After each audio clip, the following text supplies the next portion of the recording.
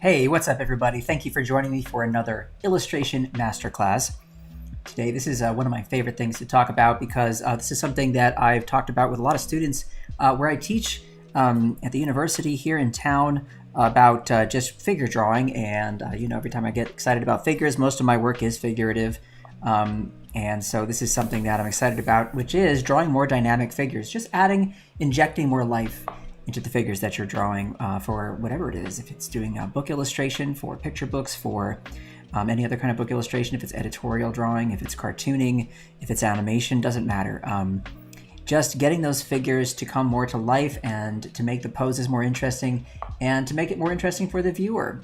This is a big deal. So I wanted to start by showing you a few books that inspired me along the way and have always been helpful for me. And maybe you want to pick those books up and take a look at them yourself. So we're going to kick it off with that. But before we do, let's say hi to some folks who are watching over on behance.net/live or be.net/Adobe Live. That's our Behance channel there. If you're watching on YouTube or Twitter, hello to you as well. I'm just not going to be able to see your comments and your questions. So if you want to ask me anything, go ahead and head over, please, to Behance, and we can do that. What's up, Wade? Hey, Robert. Nice to see you, Steve, and Bliss, and Umacorn, and Mercurial, and Lizette, and Z, and Cryo, and Annika, and Oliver, Jack, all these nice people joining us. Nice to see everybody. Thank you for being here. Kevin, what's up? Hey, nice to see you. We are going to get moving now, so I'm going to pop it on over to Photoshop. I'm drawing in Photoshop today. So let's check it out. Now, starting with those books. Here are 3 books that really have been useful for me and for many, many other people out there in the world. Starting with this book by Michael Matesi, I think is how you say his name. I honestly don't know for sure. But he's written not just one book, but actually several books on this idea of dynamic life drawing. And he's got one on anatomy as well, which is really great. Some of the drawings in the book you'll find are, to me, very closely related to the kinds of gestural drawings you see in this book, How to Draw Comics the Marvel Way.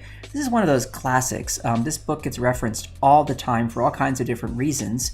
But when we're talking about dynamic poses in your drawing, you just can't do any better than these 2 right here for some great reference material, some great ideas, some great principles to draw by, some of which I'll be sharing with you today. It's only an hour we have together, but I'll try and hammer through a few really key ones for you. And then this book, I just love it.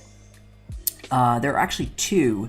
It's a 2-part series that I've had volume 1, volume 2. I don't know if there was ever a 3rd volume, but basically Walt Stanchfield, Disney artist and educator, would help the animators to learn how to draw at Disney Studios with more life.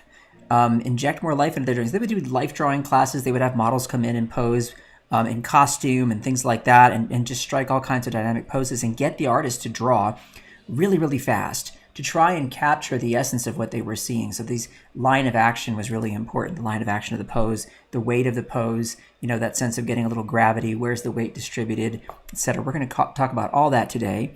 But I really want to highly recommend this one because this one I don't think gets mentioned as often as these other 2. Probably this one people talk about the most, this How to Draw Comics, and then the Force books for sure are just great. But this Drawn to Life Volume 1, Volume 2, I think probably the reason they don't get talked about as much is because visually speaking, they just aren't nearly as densely packed with drawings as the other 2 books are. There's a lot of writing in those books, but it's important to read that stuff because you get the idea behind not just how to draw figures that feel like they have some life in them, but there are so many great principles of animation that are shared that actually, in my opinion, apply to many other forms of art.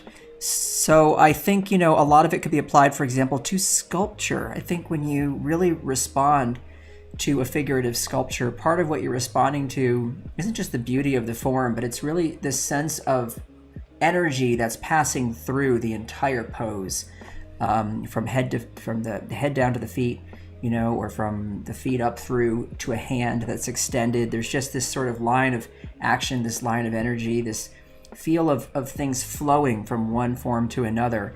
I think that all comes through, and I think that that's something that you could glean from any of these 3 books and from the writing, especially in this book. So here are 3 great resources for you all, and I hope you check them out. If anybody has any other ones, share them in the chat. I think it's a great idea to share with each other. That's what the chat is really good for.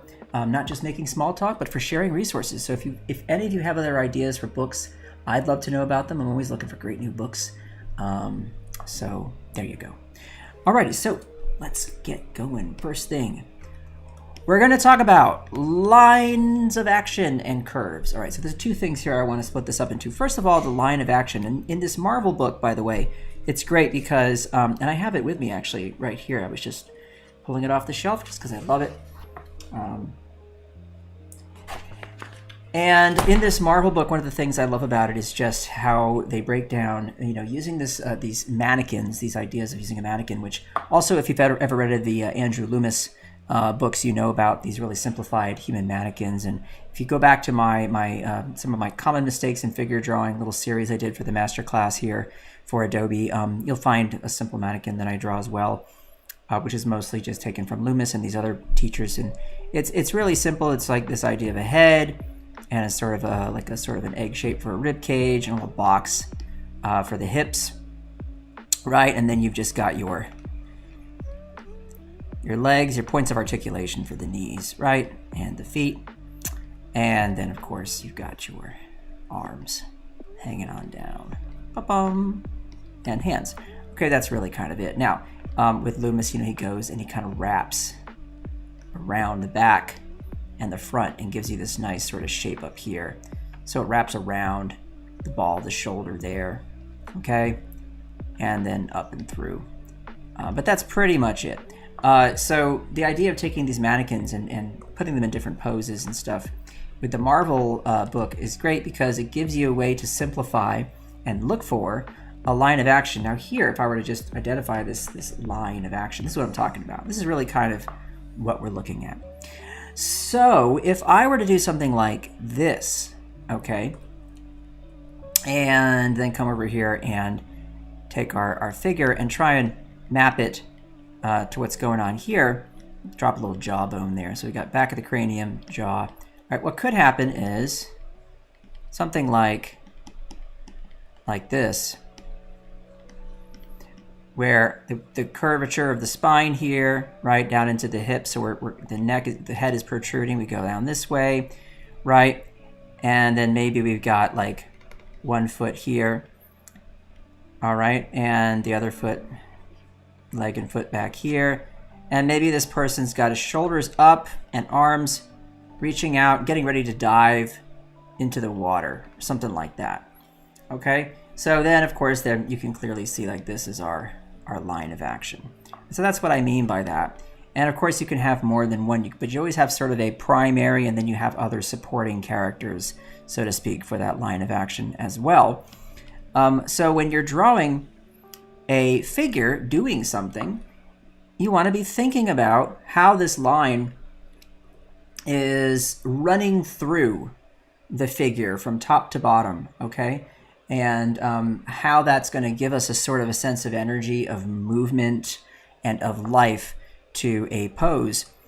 And so, for example, just looking at this one here, I'll just do another line of action like this for you. And then we're going to come over that. And let's say that we have a figure,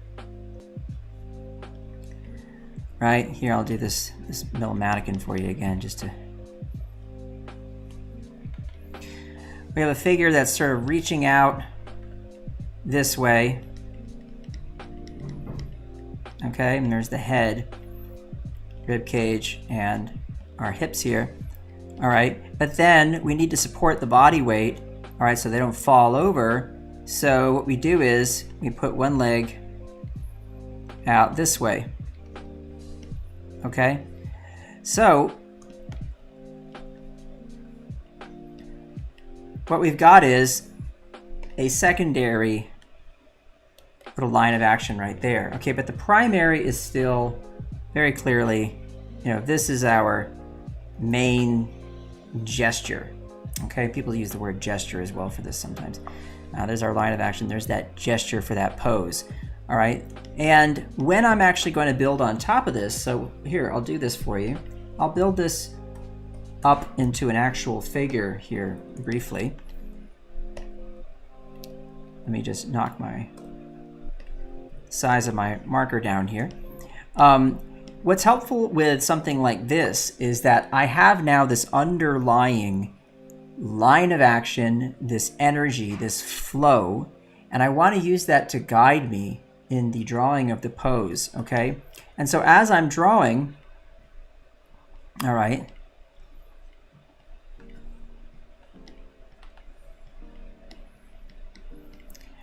I am going to be keeping in mind that I want everything to flow nicely from each area to the next, okay, from each section of the body to the next section, so that it feels like there's a smooth transition all the way through. Now, one of the keys to doing this is to using curvilinear lines, okay? So this is another element of this that matters. And right here we say using curves, all right? Curvilinear lines. So if I have the hand here, okay, I want to curve up, see this? And curve under, and curve up, and under for that bicep. And I want to make sure that as I'm doing this, I'm getting a nice balance and curve around. See this? Curve to that hip and down to that leg, and then out and down.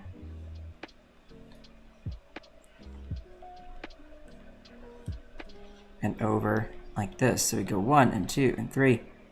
Now, I want you to notice something. We're going to talk about this a little later in more detail. But one of the other things I'm doing here, trying to make sure that the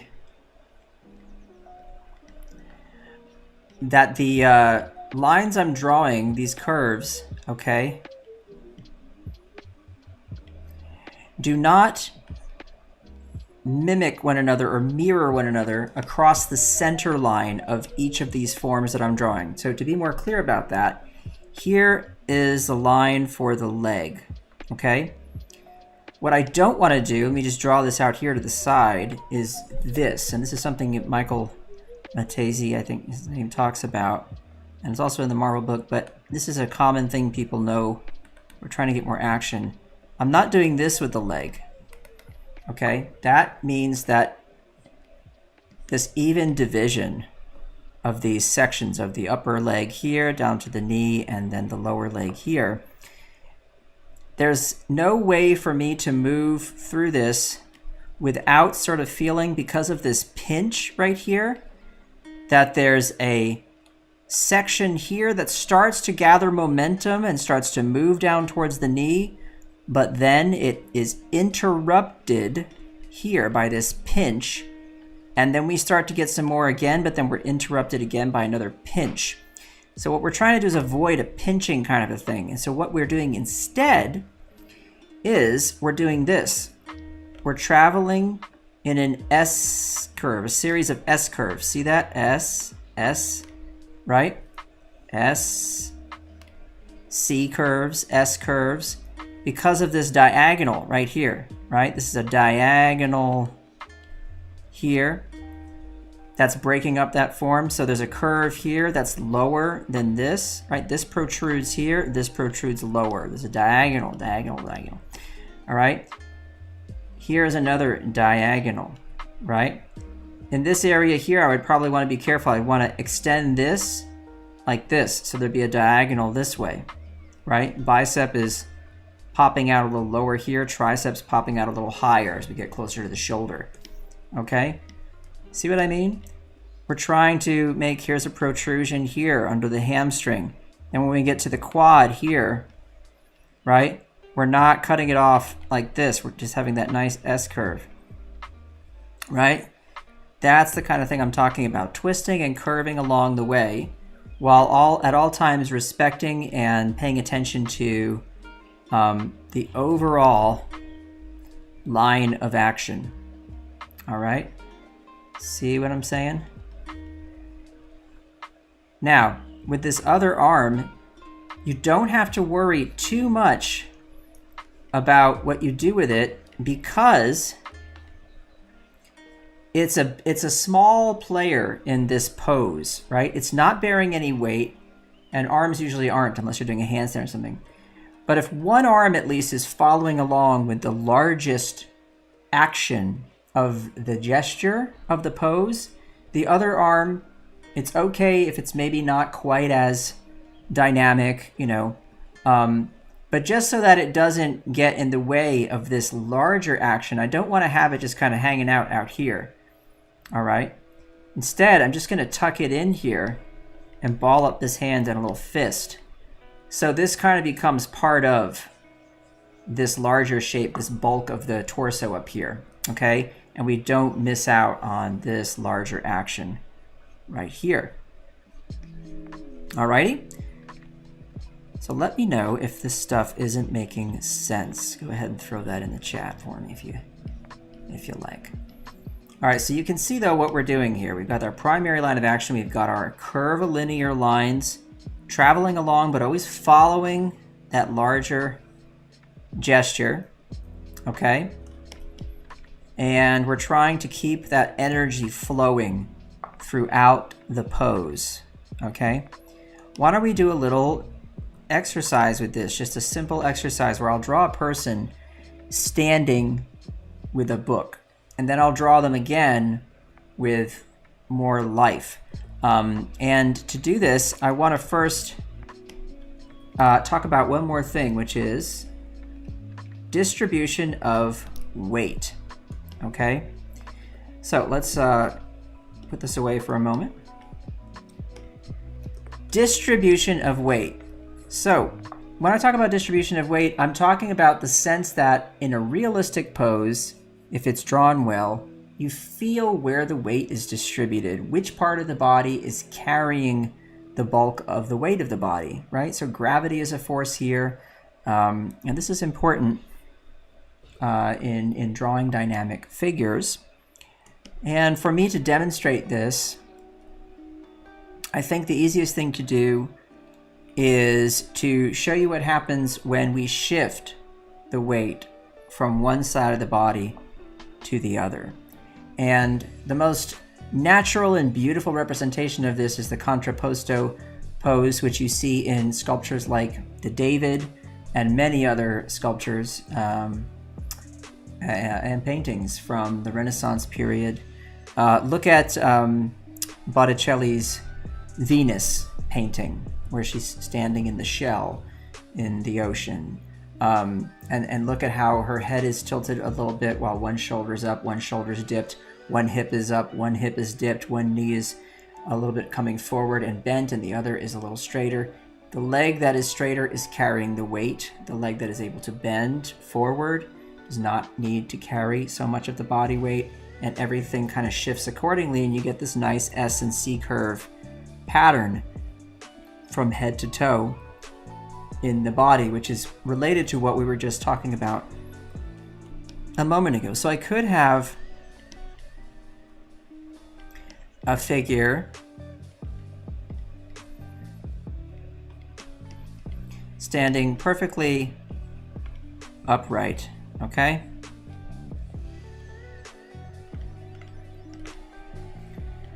Like this. All right.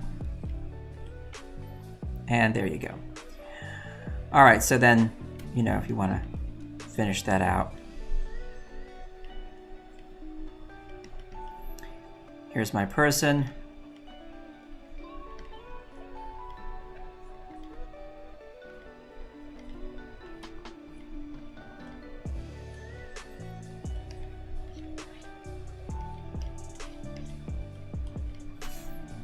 All right.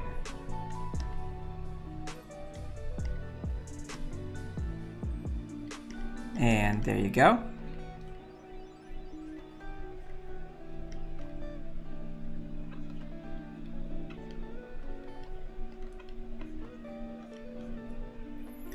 Standing here, no distribution of weight to speak of, okay? everything straight down the middle. Right? Whoops, there we go. Not too exciting. Alrighty, now, the difference with those S curves and C curves and everything else would be if I were to take this same figure, copy it over this way, and if we take the head, tilt it a bit this way,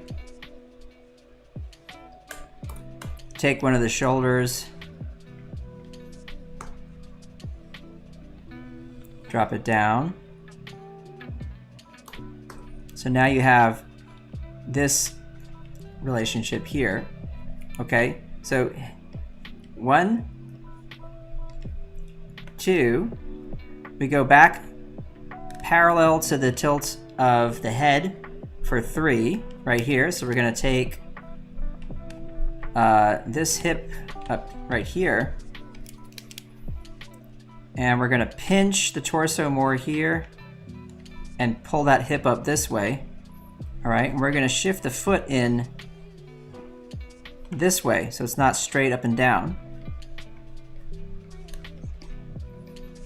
Okay, and get that foot right there. All right. So already you're seeing how this is getting more interesting here. All right, and then we're going to take this leg here, and we'll go ahead and we'll angle that waistline there. We're going to drop that hip there, and then bend this knee as it's going to drop. So it's going to drop here, and the foot's going to come back like this, and like that. Okay, so now what you have, if you look at that Venus or at the David, all right, so one arm down this way, the other arm is up here. Okay, ba-bump, ba-bump. And the head is now tilted this way. You can see a very different energy in this pose. All right, so why don't we knock that back and do this.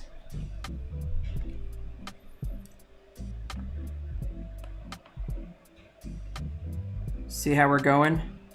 Like that? Or you could go, woo! Look at that. So many nice passages in there. All right, another thing you could do if you really want to be simple is this. Okay, that's basically what we're doing. If you want to make the simplest statement about this, okay, then that's what you do, right? And there's that leg right there. Bump, bump, bump. Okay, and that hip is up here. We're angling down to the hip right here. And because you can't draw that leg straight, if you were to do that, it would end here, okay? It could be coming towards us forward, but that would be weird. That's why you're able to drop that knee, right? Because of that angle right there, okay? See what I'm talking about? Got a nice line right there, got a nice tilt to the head right there. So if you talk to somebody and you're standing facing them, what you'll notice is that they may begin a conversation planted on both feet, but most of the time people eventually settle in as they're having a conversation or doing anything where they have to stand for an extended period of time, where they'll settle and the weight will shift to one leg, and then over time they'll shift it back to the other and continue to shift back and forth. And every time they do, the rest of the body adjusts for comfort and for balance to that shifting. And you can apply that to anything. So in the drawing of somebody reading a book, which I just described a moment ago, there's one way to do it, which would be like this. I can have my figure standing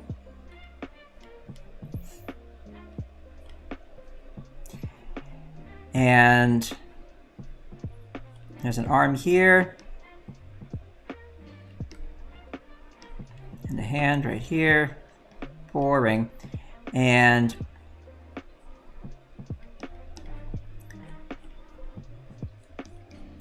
I have them just standing here and holding a book out.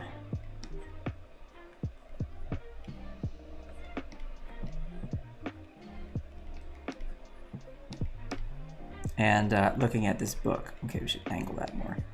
All right, so there they are. And they're looking at a book.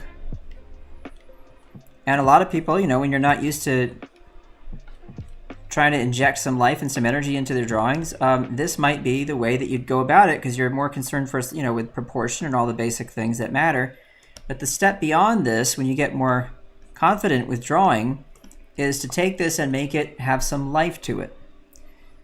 So what if, instead of doing this, you do this? First things first, take the head and let's angle it. Okay, like this. So it's angled forward, and so it'd be looking down at the book. All right. Then stick the neck out a bit. So you got the head tilted down.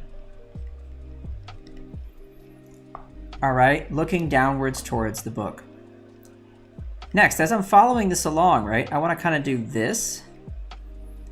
See how I'm doing a line that just represents the whole action of that torso? And now I'm thinking of like an S curve. I want to have another leg like here. So we go leg. And then maybe another leg out here. So if I'm going to do that, I can even push this back more, right? And maybe this one can just drop forward and do this, right? So see what I'm trying to do? I'm trying to work my way from top to bottom now to find lines of action using S curves and C curves. Okay. And then how do I make this connect? So then this arm maybe could be bent at the elbow and resting on the hip like this, right? So then the body's gonna do this,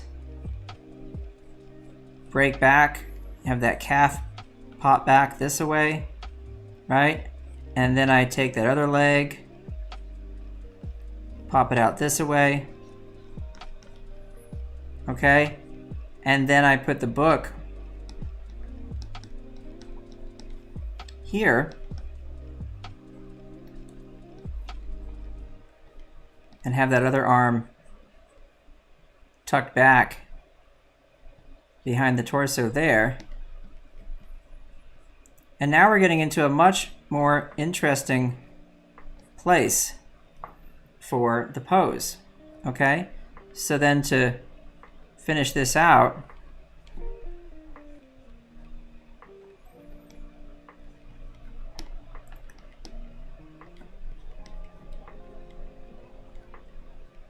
we've got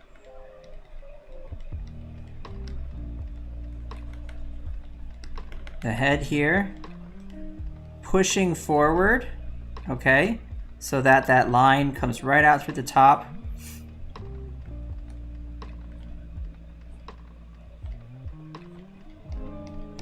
Throw a curve in there for that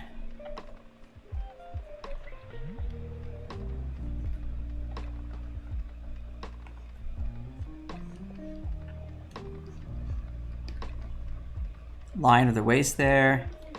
Down we go, and down here we go, and out for that foot. Now, like we were just demonstrating in the previous section, okay, to close this out, the importance of the curves, the curvilinear lines, and how those help me to achieve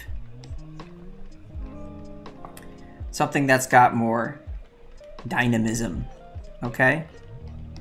So that curve of the spine up and in, then we go down to the leg and out like this.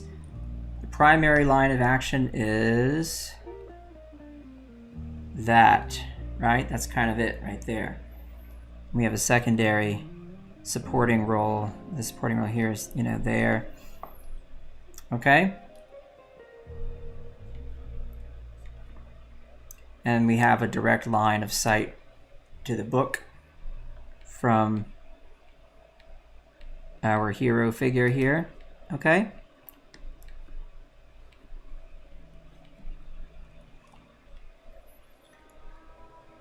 All right, is this starting to give you some ideas? Are you feeling good about this? What do you think?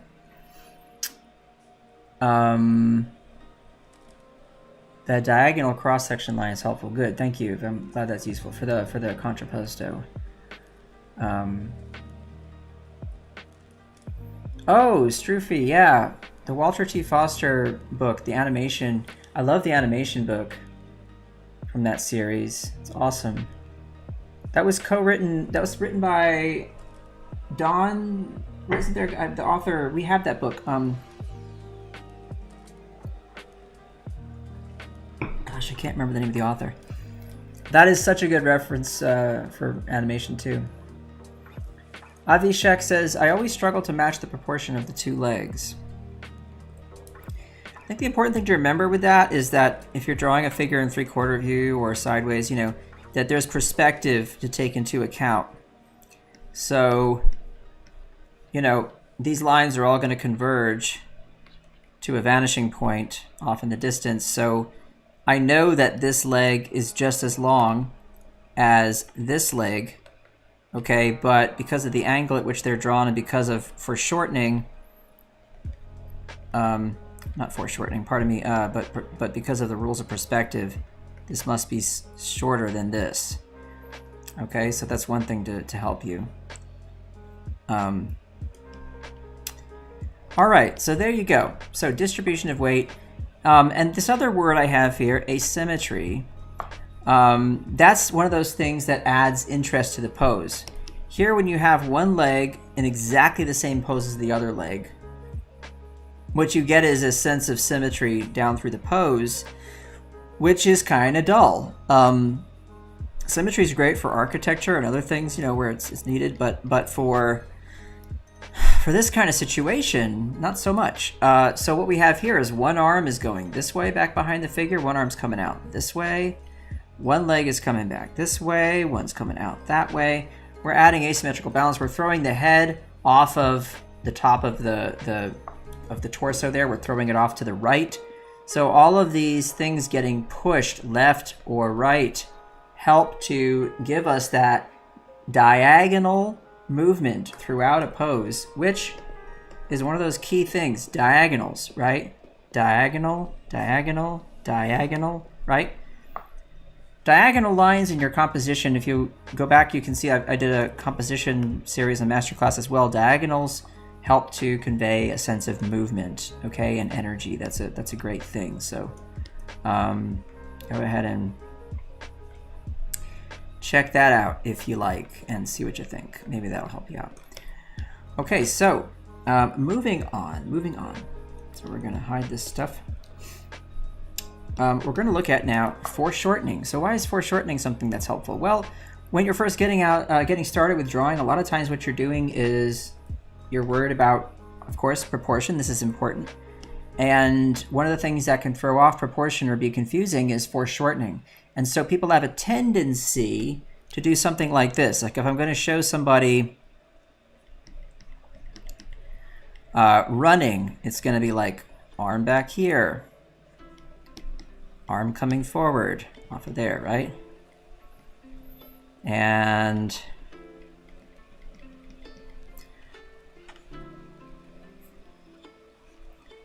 this leg coming forward, and the other leg coming back. And they will say, I need to draw this pose as a profile so I can get all these lengths and widths and things to be familiar to me. Okay? I know how these things should look when I see the full length of them, right? So if I were to finish this out,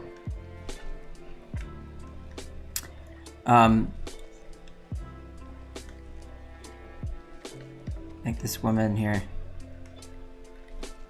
running, I would feel like this is pretty manageable because every major part of the body, okay, legs and arms especially, I can see them in their full width and length because I'm drawing in profile, okay?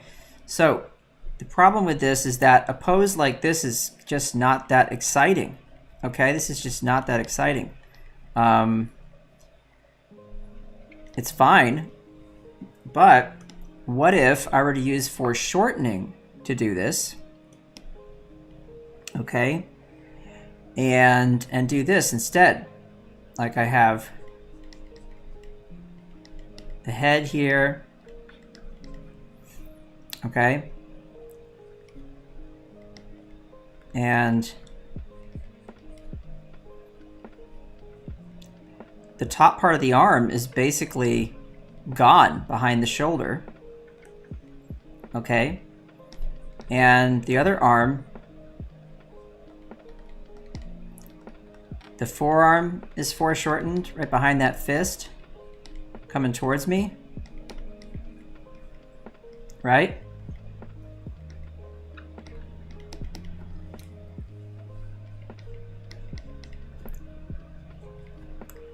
And then the torso is foreshortened because it's moving further back away from me. The chest is leaning forward. So that's falling away from me. That gets foreshortened. Okay. And then this knee is coming right up towards me. Right here. So the top part of the leg is practically invisible. Right?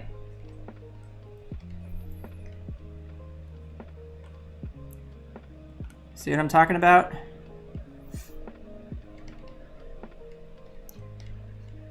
And then the other leg is moving back.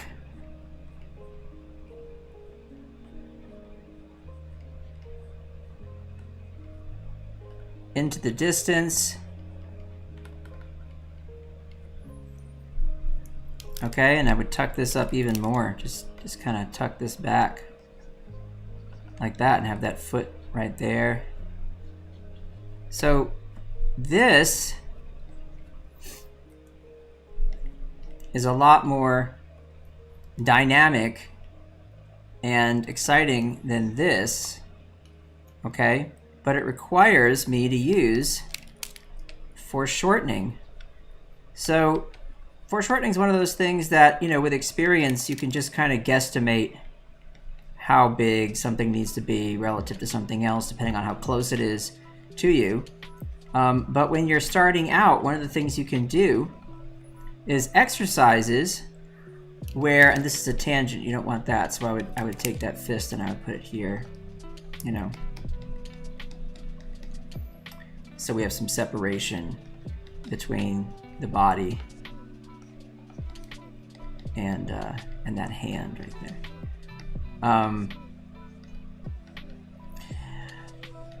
One of the things you can do when you're starting out is, if you look over here at this example, is to draw objects, okay, like a cylinder, and then just swing it towards you. So take that oval, make it a little wider, and then change the length of the body of the cylinder. Just shorten it a little bit, shorten it a bit more, shorten it a bit more, and every time you shorten it more, you're getting closer to a full circle. Okay? And just practice doing this at different angles on your paper a common thing people do, you can do a center line to really try and like make sense of that.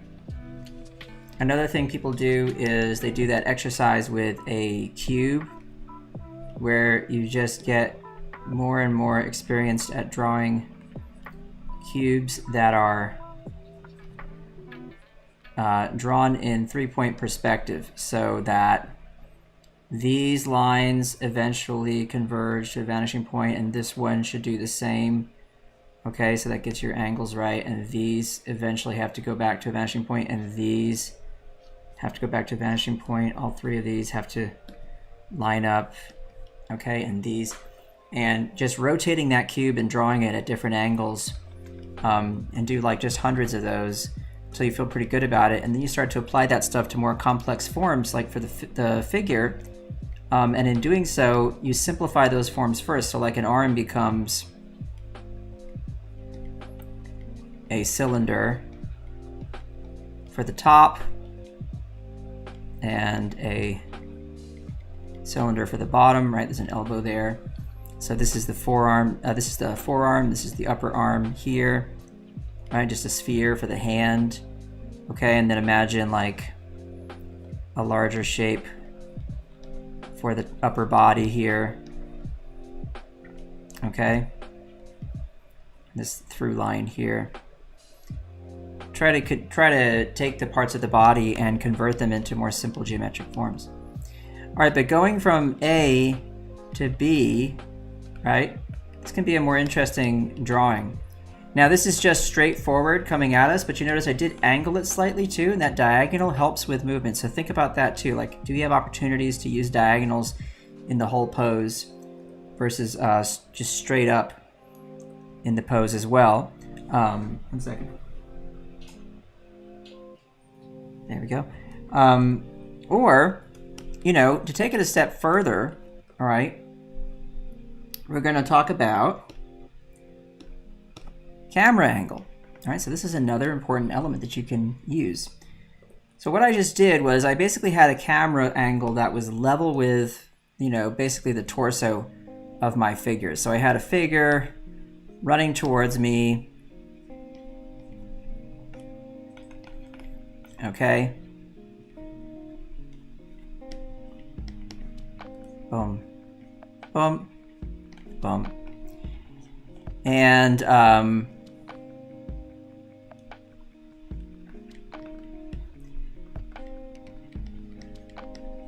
so there's my figure running towards me. That's kind of where my camera angle is.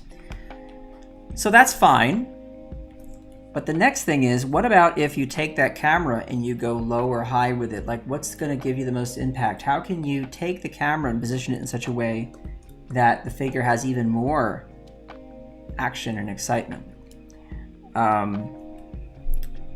So we're just going to pause for a moment and see if we have any questions.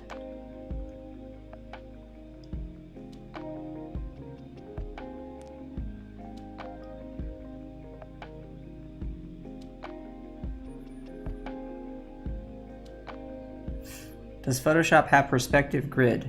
There are quite a few perspective tools in Photoshop, Clarissa. There's also perspective for photos. You can actually match something to an existing photo's perspective. And that's called, what is it called? Perspective warp or something like that. That's really amazing. But there isn't actually a grid built in the same way that you would have with Adobe Fresco, for example. Adobe Fresco is a free drawing and painting app for iPad and for Windows devices and iPhone. And for the iPad and Windows devices, you can use a perspective grid and it'll snap to the line, which is really helpful. I do, though, think that people should really learn to draw perspective without using tools like that first, just so they really can get a handle on it. Okay?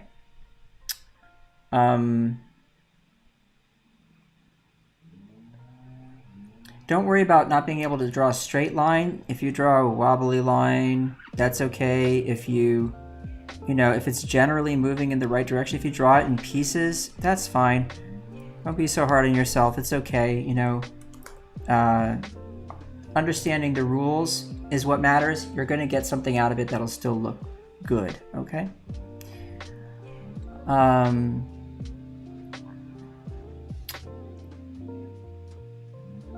All right, so here we go, moving on. So here we have this straight up, like, kind of expected camera angle, eye level, so to speak, something like that.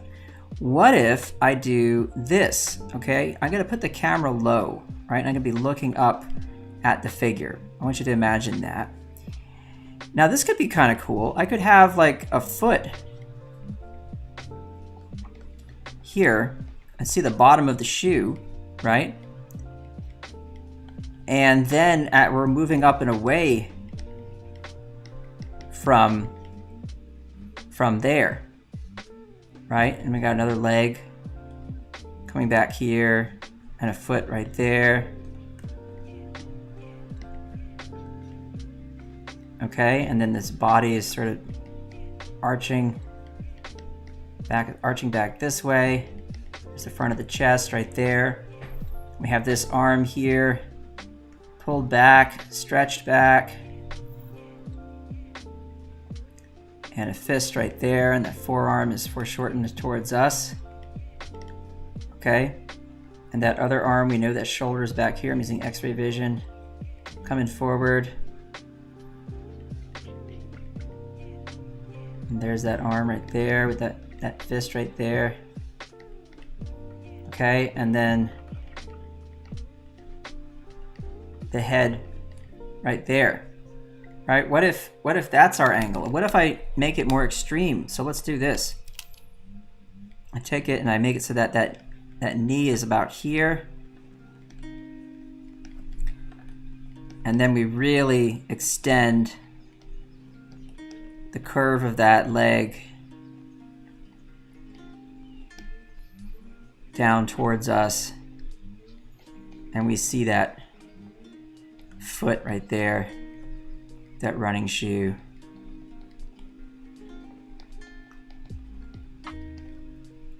Right? Look what that does to the pose.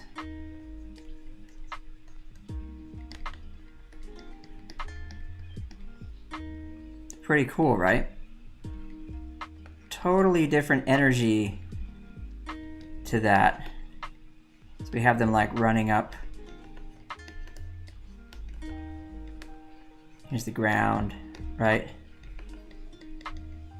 And then we could have like trees sort of growing up and away from us.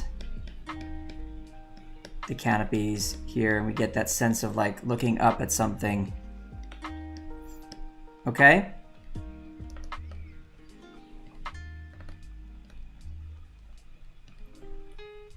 This is what I mean by playing with the camera angle. Can you take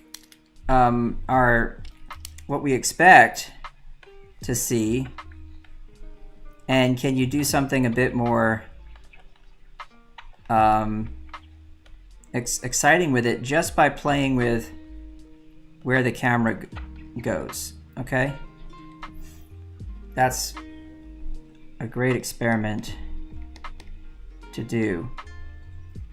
Now, is it easy to do this? No, because I'm having to try and combine a lot of the stuff we were just talking about all in one go here. So like these S and C curves, and trying to find like here's a line of action, right? Or maybe there's a line of action, but I'm trying to combine these, okay, in such a way that there's a flow going all the way through it. I'm having to navigate foreshortening. I'm having to navigate proportion and exaggeration of the proportion. Nothing I'm trying to show you here is meant to be like, oh, this is so easy, just do it. I don't mean to suggest that, and please don't take it that way. What I am trying to do is give you food for thought and show you what happens when you start to use these tricks in the drawing and how that changes everything. So going from this to this is a nice big step up, and it creates a lot more drama, a lot more interest, and it's one of the things, again, that I think will take time to incorporate into your own work. But when you at least have these ideas in the back of your mind that are percolating in there, it's going to you're going to level up. Okay. Yeah, wait. So this is line of action, foreshortening, distribution of weight, asymmetrical balance, exaggeration, all in one. Right. Good way of summarizing it. There you go.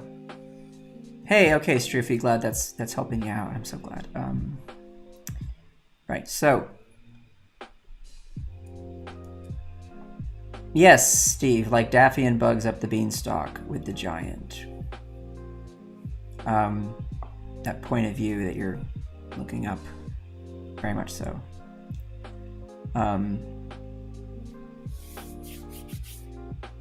Oh, and thanks, Steve, about the comment about the frog on the bike. That's one of my favorite drawings. I was really happy with that. All right, so there you go. There's another thing to think about, which is camera angle. Okay, so this hopefully really can make you think about some things right there, A and B. So the last thing, just to point out to you all, is twisting. Now this may sound like a simple thing, but it's one of those things that once you think about it, or someone says it to you out loud, you're like, oh, that's the kind of thing that could make such a world of difference in this pose that feels static. And when I talk about twisting, I'm talking about the torso, okay, which is a great place to twist. Twisting the torso in a pose suddenly adds so much more action, so much more punch, so much more juice. The other thing is turning of the head. So twisting the neck, turning the head in different directions makes a big difference. So having a pose where someone is talking to someone else, right? And it's just like, here's my head, here are my eyes. Okay. And I'm just saying blah, blah, blah, blah, blah, blah, blah, blah, blah, blah, blah. Okay. And the other person is talking to this person, and they're facing them. Okay, so this person's talking to that person, and they're just facing one another. Straight on, talk, talk, talk. Okay, that's fine. But what if you do this? Person A, okay. Here's person A. Have them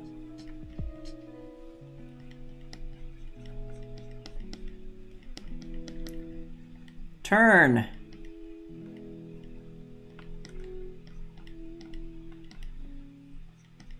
Turn and face.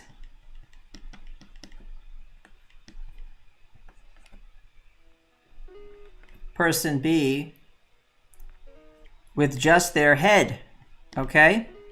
So a look over the shoulder while you're doing something else. So this figure could be busy, like looking through record stacks, okay? If anyone still does that, I know I do. Got a nice little used record shop in our neighborhood. It's like $3, you can get a good record. So this person is looking through record stacks while they're talking to a friend, right? So turning, twisting the neck, right? That's gonna add some dynamism. Seems like a simple thing, but for even a static pose like this, you know, where not much is going on, this makes a big difference than, hi, I'm looking directly at you, you're looking directly at me, and this is boring, okay? Same with if you're doing something with the entire body. I talk about twisting, right? So person is, and look at the Marvel book for this, you're gonna find so many great examples. Here's a person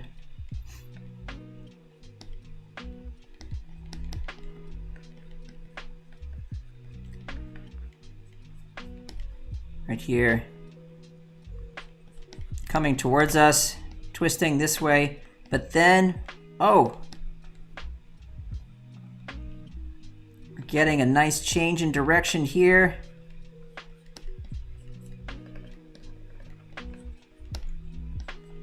As the hips turn this way, right? But the body's turning towards us.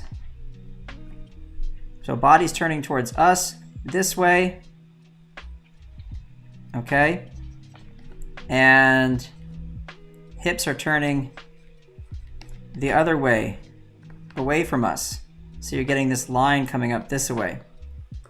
Okay? You just do that with a different color.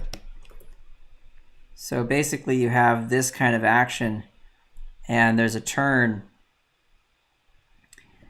right? Shoulder here, shoulder back there, under there.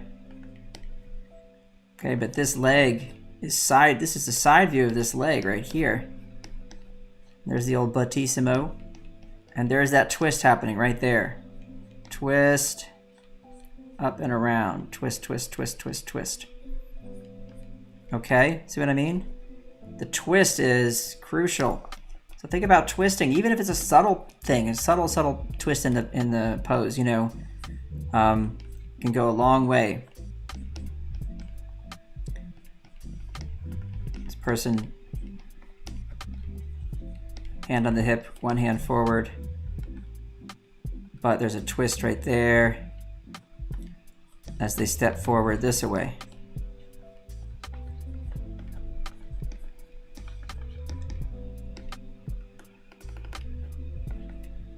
Twisty, twisty, right?